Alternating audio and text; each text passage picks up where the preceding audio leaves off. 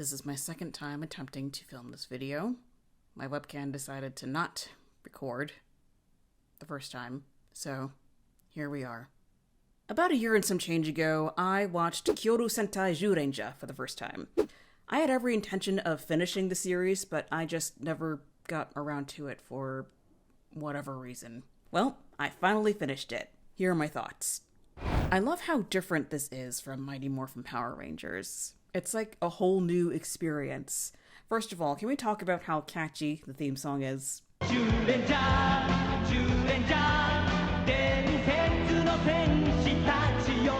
now I will always love the Ron Wasserman classic Go Go Power Rangers, but the Zyuranger theme is just so much fun.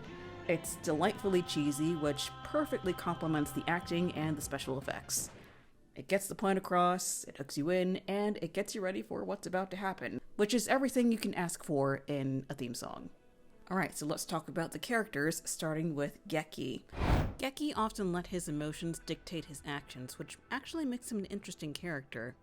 The fact that he fights past those emotions and eventually makes the right decisions for his team is what makes him a really good leader in my eyes.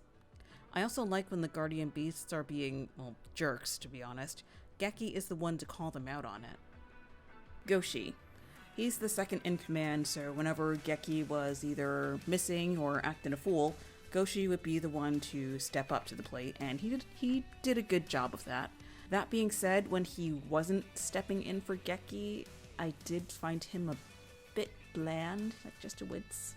That's not to say he's a bad character, I just don't think he stands out all that much aside from being your run-of-the-mill good guy.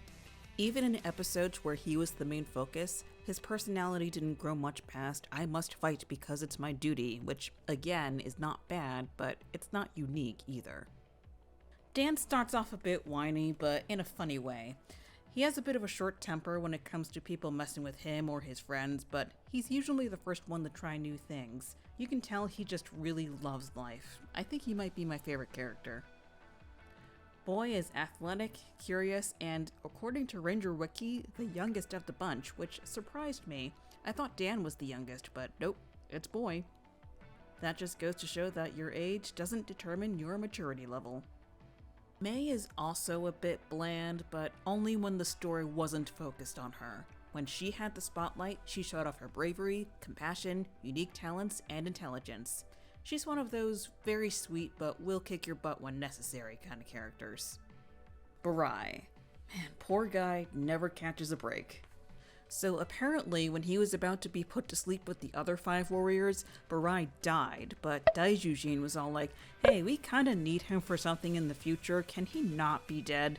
Then this creepy ghost child is all like, "You're gonna die unless you stay in this room where time stands still."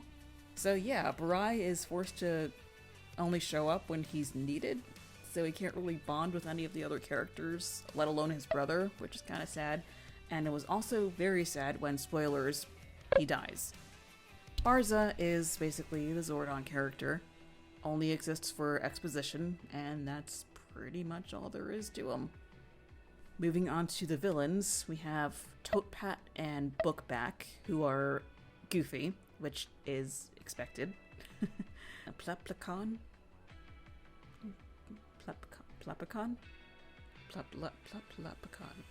Pleplecon. Yeah, he's a lot more snarky and uptight than Finster is, which I found interesting. Grifazar didn't really do much for me. He doesn't say much. I mean, the first few episodes he doesn't have a voice, but even when he does get a voice, he doesn't say much. But his wife, Lammy, is awesome. I'm glad we got to see a lot of her, unlike her Mighty Morphin counterpart. And also, her love for Grifazar is kinda wholesome. And last but not least, Bandora. She's literally Rita. Like, if you know Rita, you know Bandora. Though, Rita didn't seem to specifically hate children with a passion.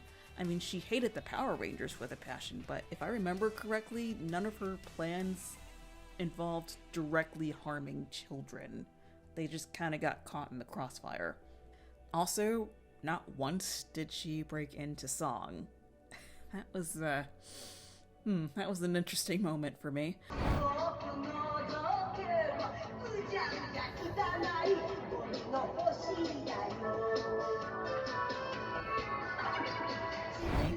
Actually, several moments. It happened more than once, and it caught me off guard every single time. I didn't hate it though. The Guardian Beasts, or the Zords, if you will.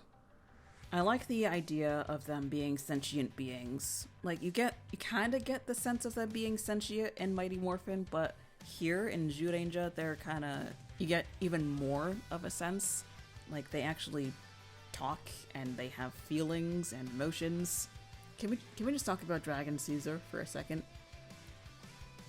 So, especially after Jason David Frank's passing, seeing Dragon Caesar mourn Barai's death hit me a little bit. Like, I actually teared up. Actually, I wanted to hug him. Is that weird? Guardian Beasts have feelings too. I also enjoyed how this series took its time with everything. With Mighty Morphin, I feel like everything happened very, very quickly, which makes sense because, kids have short attention spans. But it was like, hey, the Earth is in danger, you need to save it. Hey, it's Morphin time. Hey, Zords. Hey, Megazord. All within the span of like 20 minutes. In Zyuranger, the Guardian Beasts don't even form Daijujin until episode 6.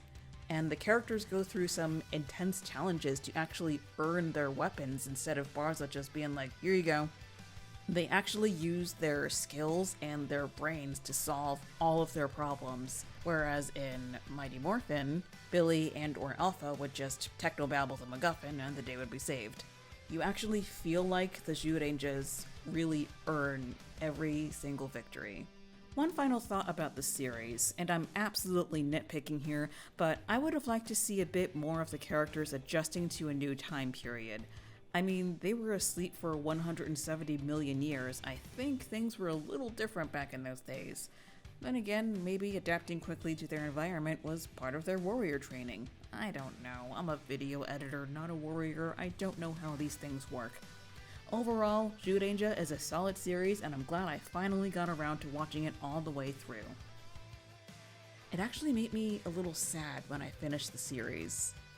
I had a really good time following these characters and their journey. I will 100% watch the series again, but for now, I have a decision to make.